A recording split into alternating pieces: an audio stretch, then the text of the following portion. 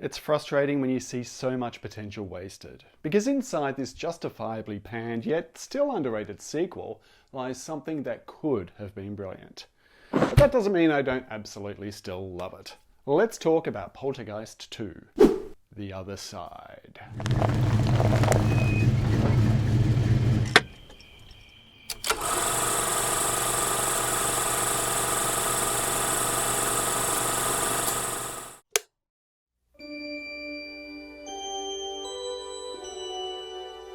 Poltergeist II: The Other Side is the sequel to Tobe Hooper's 1982 hit Poltergeist, a film that saw the plight of the Freelings whose seemingly perfect family life is interrupted when their 5-year-old daughter is kidnapped by malevolent spirits. This 1986 sequel sees the lovable Freelings now living in Phoenix, squatting with Diane Freeling's mother after those rascally ghosts made off with their house, while their insurance company fails to cough up because... technically, it's only missing. Soon, however, the supernatural forces make a resurgence to terrorise the family once again, attempting to get hold of the angelic Carol Ann, who also draws the attention of a mysterious preacher.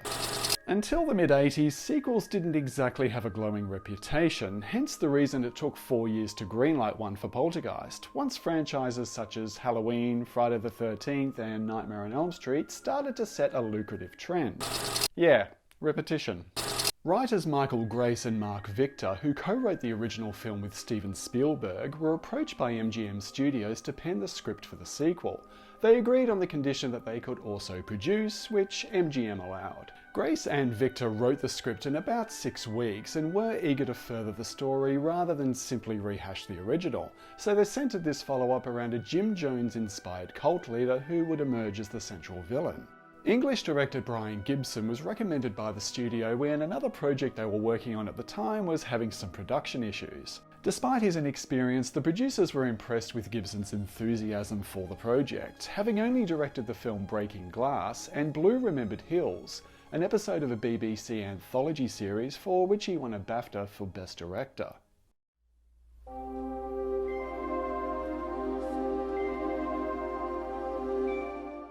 MGM wanted the original cast back for Poltergeist II, despite the fact that they still would have proceeded without them. Yet, thankfully, the majority of cast members were willing to bring the Freelings back to the big screen. The production team were accommodating to the returning cast and were keen to get their input, which would ultimately lead to one of the more noteworthy additions to the film. Craig T. Nelson, who had been living near Mount Shasta, wanted to add a Native American element to the sequel, which Michael Grace, who also took an interest in Native American culture, was delighted to include. Actress JoBeth Williams, whose mother had passed away shortly before production began, felt compelled to honour her in some way, which influenced the inclusion and ultimate death of her on-screen mother Jess. Oliver Robbins jumped at the chance to play Robbie Freeling one more time, who was just happy to be away from school, while Heather O'Rourke, whom the director apparently lauded for being the most professional actor on set, returns as Carol Ann. However, Dominique Dunne, who had played the older sister Dana in the first film, was tragically murdered by her ex-boyfriend in 1982, with the production team feeling it would be disrespectful to recast her role. However, despite earlier drafts of the script stating she was away at college, Dana is never mentioned whatsoever in this sequel. Zelda Rubinstein also returns as Tangina Barons, the medium who was pivotal in helping the family in the first film, returning once again to guide the Freelings through another otherworldly onslaught. Parapsychologist Dr. Lesh from the first film was also going to return, however, due to health issues, actress Patrice Straight was unable to participate. Thus, many of her lines were slightly rewritten and given to Zelda Rubinstein. Joining the returning cast were some new faces, whose inclusion is definitely among some of the better aspects of this film. Will Sampson, recognisable for his role in One Flew Over the Cuckoo's Nest, plays Taylor, the Native American shaman whom helps the Freelings when their troubles start over. There does seem to be some controversy over representation of Native Americans in this film. For myself, it's difficult for me to offer an educated opinion, but I would be interested to hear anyone else's thoughts on this. Geraldine Fitzgerald, who enjoyed a 5-decade career, appearing in several films throughout Hollywood's golden era, is criminally underused in her 5-minute screen time as Diane's mother. Despite Poltergeist II's shortcomings, the film flaunts a cast of very likeable characters, and in arguably the most memorable example of casting, the film gives this story's main antagonist a face. Hi. Are you lost, sweetheart? Writer Michael Grace first met actor Julian Beck in Peru when he was randomly approached on the street and invited to see a play. The crew responsible for the play wound up being the Living Theatre, which Julian Beck co-founded with his wife Judith Molina. The Living Theatre's performances were incredibly risque, with themes of drug abuse and nudity being commonplace on stage.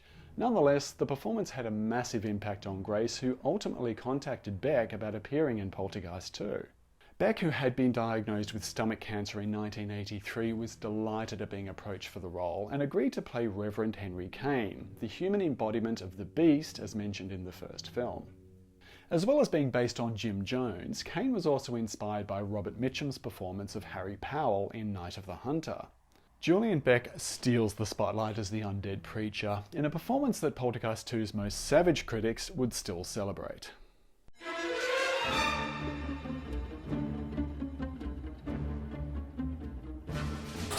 Much of the film was shot at MGM Studios, including some exteriors of the house, with some interiors being placed on a gimbal so certain rooms could be manipulated whenever the poltergeists come out to play. Location shots of the house were shot at a private residence in Altadena, California, which, according to Michael Grace, also used to be a graveyard. The infamous mall scene was shot at Encino Town Center, while the now dilapidated estate of Cuesta Verde was shot in Chatswood, California, where the studio paid the local homeowners to dress up their properties to look like a ghost town. Pun intended. The Canyon de Chelly National Monument, which was an indigenous tribal residence for many years, was also used for the opening scenes with Taylor and the elderly shaman. Production on Poltergeist II lasted upwards of 65 days on a budget of $19 million, which was twice the amount allocated to the first film, making the sequel one of the more expensive productions for MGM at that time. The crew maintained there was a fairly harmonious atmosphere during the shoot, with Craig T. Nelson, having been a stand-up comedian, keeping things light-hearted on set. The chemistry among the cast is clearly reflected on screen. Oliver Robbins fondly remembers his friendship with on-screen sister Heather O'Rourke, recalling that they would hang out together during and after filming, describing her as extremely intelligent and professional. Your car. Yeah? Very angry. Uh-huh. I'll fix it. Make it happy? Steve's banter with Taylor regarding his car was directly taken from an actual experience that Craig T. Nelson had while living near Mount Shasta, when a Native American offered to fix his unhappy car and apparently wound up making it worse. In an early scene when Taylor first moves in with the Freelings, Steve also suggests that Taylor may be an escapee from a tribal asylum, which was a not-so-subtle reference to Will Sampson's performance in One Flew Over the Cuckoo's Nest.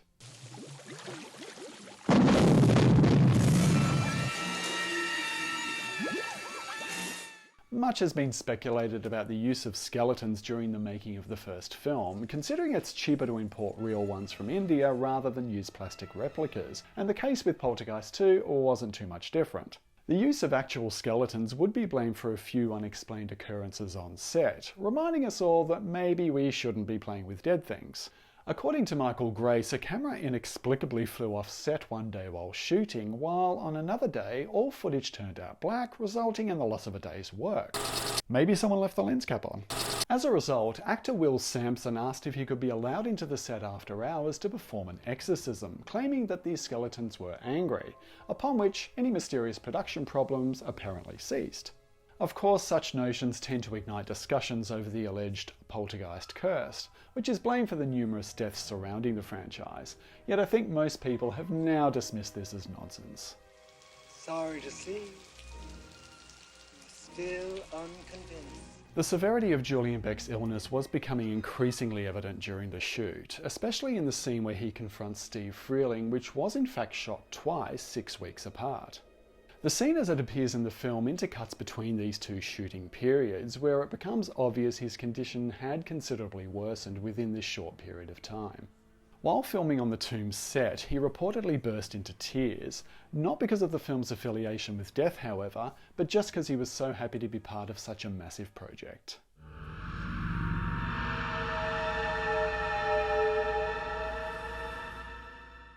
MGM sought the talents of alien designer H.R. Giger to create some of the impressive designs for the array of creatures that would populate the world of Poltergeist II. However, Giger insisted on remaining at his home base in Switzerland, apparently not wanting to leave his cat, and chose to correspond with the effects team using an assistant, having contributed dozens of bizarre sketches for the effects team to work from. Boss Film Studios was originally founded in 1983 by effects creator Richard Edlund, who had worked on previous films such as Raiders of the Lost Ark, and employed several talented artists to work on Poltergeist II. Steve Johnson, who had worked on The Howling and An American Werewolf in London, teamed up with makeup magician Screaming Mad George to help bring some of Giger's amazing illustrations into the 3D realm. This would include the massive design for the Beast, the monstrous incarnation of the Reverend Kane character, which was a 6-foot-tall miniature that was controlled off-camera by numerous puppeteers. However, the most memorable creation was what would become known as the Vomit Creature, which begins life as a mescal worm that possesses Steve Freeling after hitting a bottle of tequila a little too hard. The effect of the creature emerging from Steve's mouth was achieved by having a latex prop, much like a balloon bundled in Craig T. Nelson's mouth, which was rapidly filled with water from an off-screen high-pressure hose. The effect did not leave Nelson in a particularly good mood, who wasn't too fond of filming the scene considering the time it took and the potential danger involved. Yet he wasn't the only performer to suffer in this scene. Actor and stunt performer Noble Craig, who was a triple amputee after losing an arm and both legs in Vietnam, wore a heavy latex suit designed for the interim form of the creature as it starts to morph into the Great Beast. Regrettably, due to the lack of communication with the production team, H.R. Giger was ultimately unhappy with the finished effects for the film, saying in hindsight he wished he'd had more of a hands-on approach in their development. And if you thought being an adolescent with braces was hard enough, spare a thought for poor Robbie.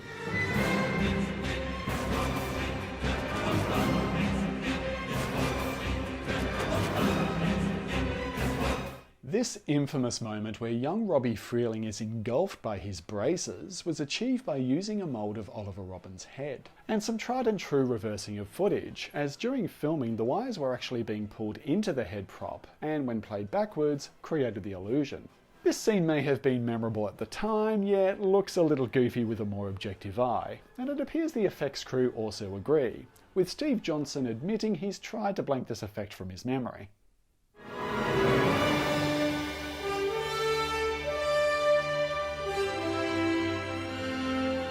Aside from the very practical effects, the film would also require a lot of post-production work, with the cast required to shoot for several days, harnessed in front of a blue screen, to capture the climactic travel to the titular other side. The ethereal plane in which the family find themselves was created at a cloud tank, in much the same way the cloud effects in Close Encounters of the Third Kind and Independence Day were achieved.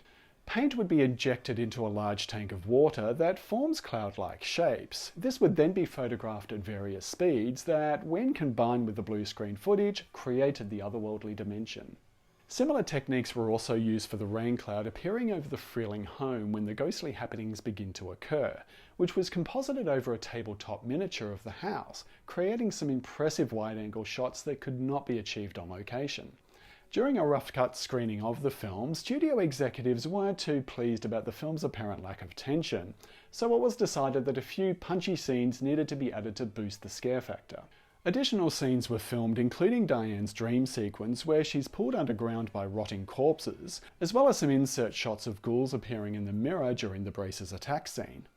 There was a brief resurgence of 3D cinema in the 1980s, which Poltergeist II nearly took advantage of, which is evident during a scene in which a rogue chainsaw springs to life and attempts to cut through the Freelings' car as they try to flee. Ultimately, the 3D idea was dropped, yet the scene wound up becoming an affectionate homage to original Poltergeist director Tobe Hooper, who of course gave the world the Texas Chainsaw Massacre.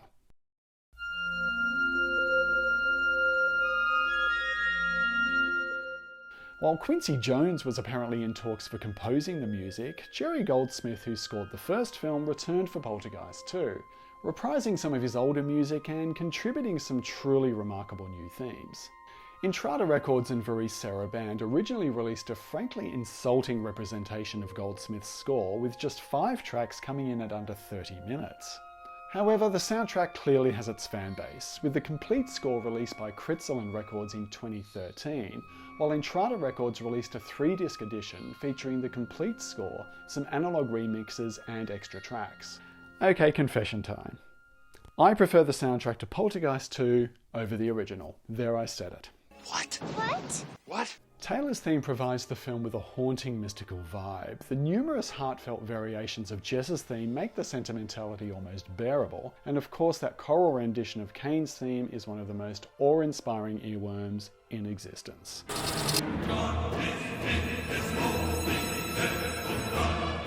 I want this played at my funeral. I'm going out with a bang, damn it.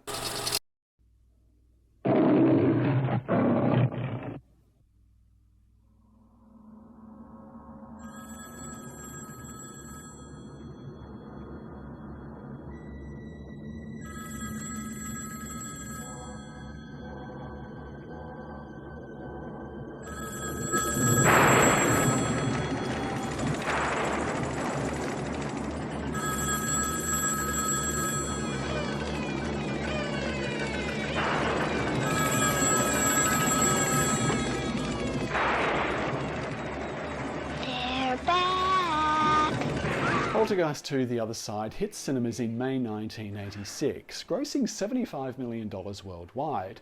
While not nearly as profitable as the first film's $120 million on its budget of $10, it still encouraged MGM to greenlight Poltergeist III.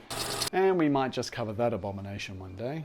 Critically, the response was underwhelming. While the performances, visual effects and music were commended, the film was criticised for its implausible and contradictory plot, with the film overall labelled an unnecessary cash grab. Yeah, it's kind of a point. Gene Siskel in particular hated the film, condemning actress JoBeth Williams in particular, and accusing the film of somewhat glorifying children in danger. However, he wasn't too fond of the critically acclaimed original either. Ultimately, the film would go on to receive an Oscar nomination for Best Visual Effects, which lost to an arguably much better sequel. Fucking A. Poltergeist II has never officially received a DVD release in the United States, yet was bundled as part of a 2-disc set with Poltergeist III. It did, however, receive a standalone release on DVD in Australia and the UK. On the flip side, the film has actually never received a standalone release on Blu-ray here in Australia, but was included in a set with Poltergeist III. It was released separately in the US and UK by MGM and 20th Century Fox respectively. Shout Factory released Poltergeist II in a special collector's edition in 2017, with several extras, including 2 commentaries with writer Michael Grace and Poltergeist FANSITE moderator David Furtney, as well as special interviews with the special effects crew. This edition also includes an informative interview with actor Oliver Robbins, who plays Robbie Freeling, who fondly recalls his work on the film. Also included on this Blu-ray release is a version of the script which is very close to the novelisation by James Caan, with a similar ordering of scenes which is actually quite different from the completed film and is well worth a read. This edition also corrected an issue with a transfer on earlier Blu-ray releases which had a very orange tint to the overall image. The Shout Factory release contains a brand new transfer and looks far more natural. Sadly, however, the Shout Factory release did not include any of the deleted material that was apparently cut from the film, so fans wanting to get a look at this footage will be sadly disappointed. However, there has been a lot of speculation about the massive amount of material deleted from the final cut, including an additional scene where Kane returns to the house and confronts Diane and Tangina. However, some people claim the scene was pure speculation, yet Zelda Rubinstein alleges it was indeed filmed and annoyed it was deleted since she felt it was actually some of her best work in the film. Interestingly, if you look at the back of the original VHS release and novelisation by James Caan, it mentions the family was going to be menaced by a swarm of bees. This scene was going to involve actor Oliver Robbins, who turned out to have an allergy to them, hence they came up with the now infamous braces scene instead. But you think somebody would have removed that little detail from the original plot description? Other deleted scenes include a comedic moment where Steve attempts to make himself some toast, yet the toaster keeps levitating away from him and resigns to just having cold bread instead. Another cut scene where Taylor builds a fire in the backyard is reinforced with some early concept artwork, and another where Dana is mentioned at being away from college is also rumoured to have been filmed. There are production photos that support some of these moments, which you can find on the excellent Poltergeist fan site, which has a treasure trove of information about the Poltergeist series. I have provided a link in the description, so please check it out. The novelisation by James Caan appears to be based on an earlier version of the screenplay, which includes some plot details that seem to be purely of the author's fabrication. In the book, we discover that Taylor is a reincarnation of one of Kane's cult members who left the group when he realised just how evil Kane was. The association between Kane and Taylor is only vaguely hinted at when he visits the Freeling home. However, in the novel, their affiliation is far more deeply explored. I cannot recommend James Caan's novelisation of Poltergeist II enough. It includes some fascinating material that expands the Poltergeist universe quite a bit. So if you're a fan of the film and can track it down, you shouldn't be disappointed. And no, you can't have mine. Jo Beth Williams appeared in several feature films following Poltergeist II, including Memories of Me with Billy Crystal and Wyatt Earp with Kevin Costner, before turning her acting chops to television. Williams would go on to be nominated for 3 Emmy Awards, including Outstanding Guest Actress in Frasier, as well as a nomination for Outstanding Lead Actress in the miniseries Baby M. Craig T. Nelson would of course become famous for his role as Coach Hayden Fox in the TV series Coach, as well as roles in the TV series Parenthood and Young Sheldon. Nelson also appeared in several movies, yet is notable for lending his voice as the role of Bob Parr, aka Mr. Incredible, in the Incredibles animated films. Actress Heather O'Rourke would appear as Carol Ann again in Poltergeist III and also featured in a few guest starring roles on television. O'Rourke was misdiagnosed with Crohn's disease and was given cortisone injections, which led to her rather bloated appearance in Poltergeist III, which understandably made her quite self-conscious. However, after becoming extremely ill, she was later diagnosed with intestinal stenosis that occurred from a bowel obstruction she had allegedly had since birth. Surgeons were able to correct it, but she sadly went into cardiac arrest due to septic shock. Heather O'Rourke tragically died on February 1st, 1988. She was just 12 years old.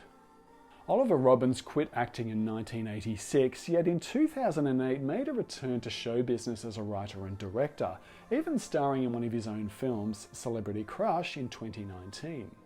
Will Sampson would go on to make a couple of film and TV appearances before passing away in 1987 from post-operative kidney failure after suffering a long battle with scleroderma.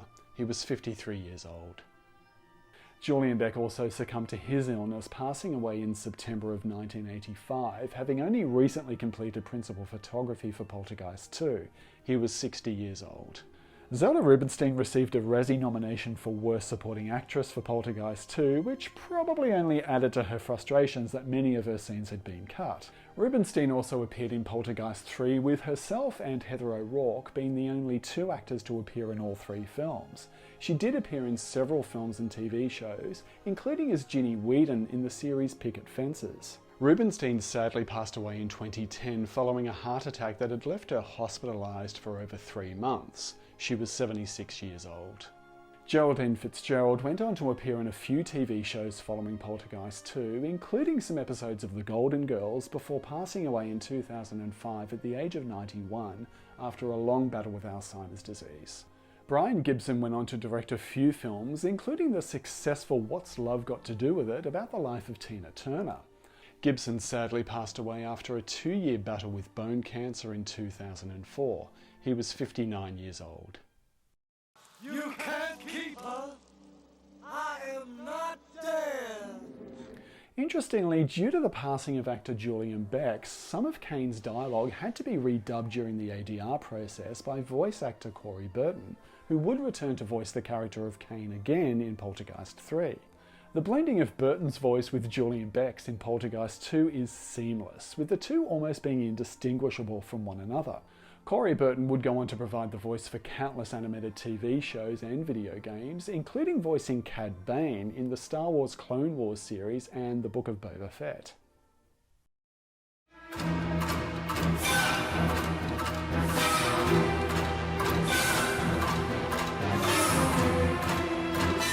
Poltergeist II: The Other Side is objectively not a great film, especially in the shadow of the original, yet the nostalgia I have for this film has left me with somewhat of a blind devotion to it. much like being in a cult. Of course, as an adult, I have become more objective, and I acknowledge the reason for its existence was purely a cash grab. The intention to present Steve Freeling as the protagonist of the film, as Diane was in the original, I felt needed to be pushed a little further to truly cement him as the hero of the film. And of course, there's the plot contrivances that get sillier the more you think about them. I mean, how else can you describe the revelation that there just happened to be a tomb where Kane led his followers to die right below the incidental cemetery from the first film? That's just lazy writing. In light of the novelization and deleted scenes, the lost potential for something better, even great, looms over the final film. And it's so frustrating that so much possibility was sidelined. Yet, Poltergeist II is objectively not a bad film either. I mean, some of the scares are laughable and the sappiness could out-cheese an episode of Full House. And don't even get me started on that utterly saccharine ending. Aww. The film still offers some decent effects, a thoroughly likeable cast, and a few genuine thrills. However, the concept of the Reverend Kane character was a stroke of genius, and the impeccable performance by Julian Beck elevates this film considerably, saving Poltergeist II from completely crossing over into nothingness.